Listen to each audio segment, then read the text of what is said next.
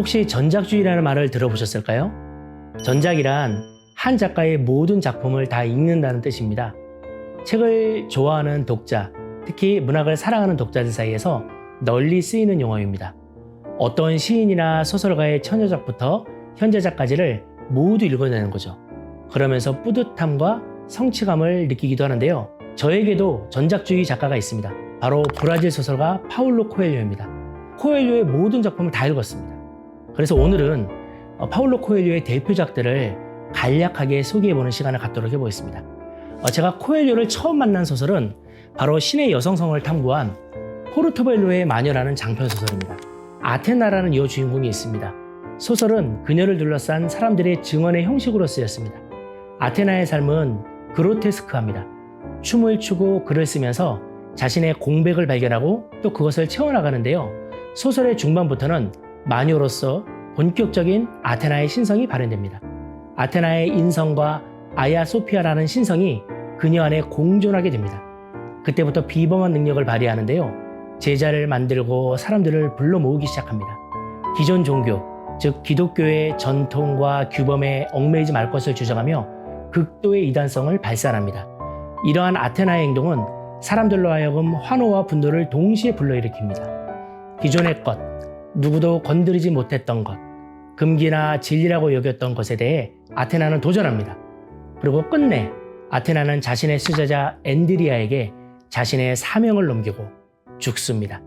어떤 분은 이 소설에서 중세 마녀 사냥이나 현대 페미니즘과 같은 것을 떠올리는데 제 감상은 조금 다릅니다.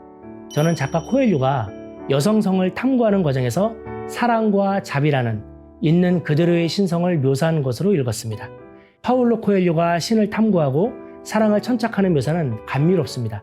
다시각적 인터뷰 형식과 극적 반전이라는 소설적 기술을 통해 독자에게 가슴 두근거림과 긴장감을 제공합니다. 쉬우면서도 적절한 무게를 지닌 문장을 통해 신과 사랑을 탐구한 별 5개짜리 소설입니다. 코엘료는 작가 후기에서 이렇게 말합니다. 오늘날의 사회는 모든 것은 설명 가능하다는 오해에 사로잡혀 있다. 사회는 우리가 세상에 또 우리 자신에게 완벽하게 투명할 것을 강요한다. 하지만 그 속에 커다란 위협이 도사리고 있다. 우리는 우리가 손에 잡을 수 없는 무언가가 존재한다는 것을, 우리에게 어떤 공백이 있다는 것을, 그리고 그러한 신비를 인정하고 존중해야 한다는 것을 받아들여야 한다. 그 다음 읽은 게 바로 그 유명한 소설, 여러분 너무 잘 아시죠? 베로니카 죽기로 결심하다입니다. 여성분들이 굉장히 좋아하는 소설인데요. 제 블로그 이웃 중에 어떤 분은 이 소설이 너무 매력적이어서 자신의 블로그 닉네임을 베로니카로 정하기도 했습니다. 그만큼 그 주인공이 매력적인 인물이라는 얘기겠죠. 소설의 줄거리는 이렇습니다. 주인공 베로니카는 자살을 시도합니다. 근데 실패하죠. 그 후 빌레트라는 정신병원에 갇히게 되는데요. 많은 사람들이 그곳에서 자신이 미쳤다고 생각하며 치료를 받고 있습니다.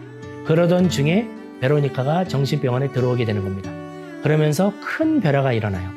베로니카가 연주하는 피아노 선율에 심취하는 에듀아르, 베로니카와의 소통을 통해 자신의 존재감을 확인하는 마리아와 제드카, 그리고 이 모든 것을 유심히 바라보는 병원장 이고르 박사, 베로니카에 의한 정신병원 빌레트의 변화는 기존의 미치다라는 통념이 잘못되었다는 걸 일깨웁니다. 이 소설은 삶과 죽음에 대한 깊은 통찰을 보여줍니다. 죽음에 대한 자각은 우리를 더 치열하게 살도록 자극합니다. 요컨대 소설 베로니카 죽기로 결심하다는 삶과 사랑에 대한 거대한 찬양록인 것입니다. 소설에서 인상적인 구절 몇 구절만 소개해볼까요?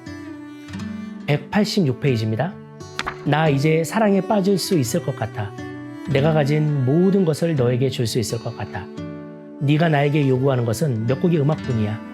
하지만 난 내가 내 자신으로 믿었던 것, 그 이상의 존재야. 이제 겨우 깨닫기 시작한 다른 나들을 너와 함께 나누고 싶어. 다음 작품은 순례자입니다.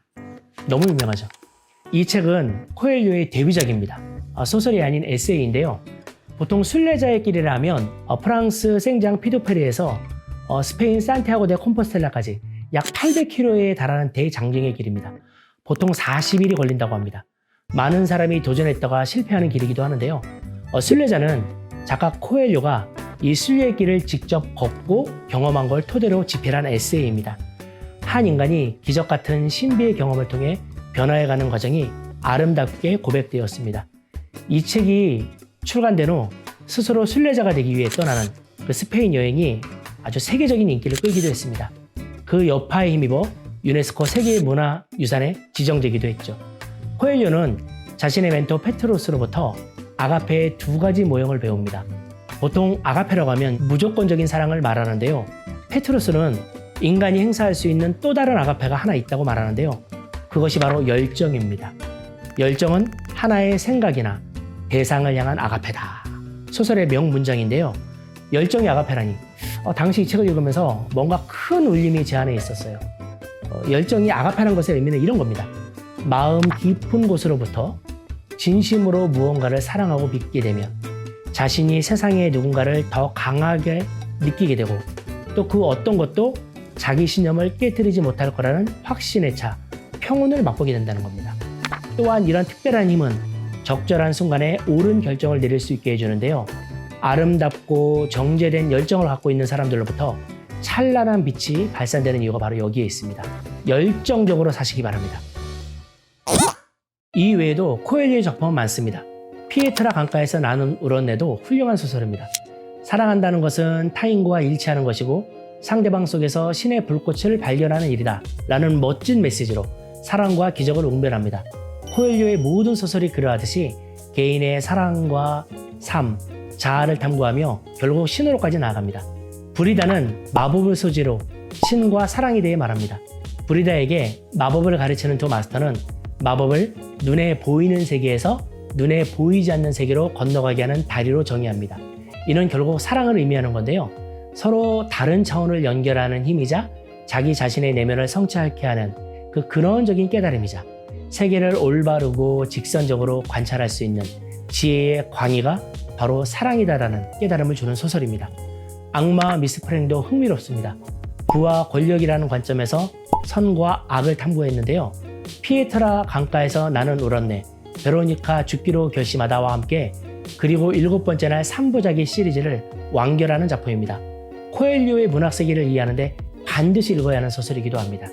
이 외에도 순례자의 결과이자 코엘료를 세계적인 소설가로 알린 그 유명한 연금술사, 사랑의 두 얼굴, 즉 소유와 자유를 깊이 있는 통찰로 그려낸 오자이르, 인간의 성적 본능과 욕망을 그린 11분과 불륜, 이것도 눈여겨볼 만한 소설입니다. 11세기 십자군 전쟁을 배경으로 현자와의 문답을 그린 아크라 문서도 흥미로운 이야기이고 22년에 출간된 소설이죠. 5번째 산도 신과 인간과 사명에 대한 웅숭 깊은 이야기를 전달합니다.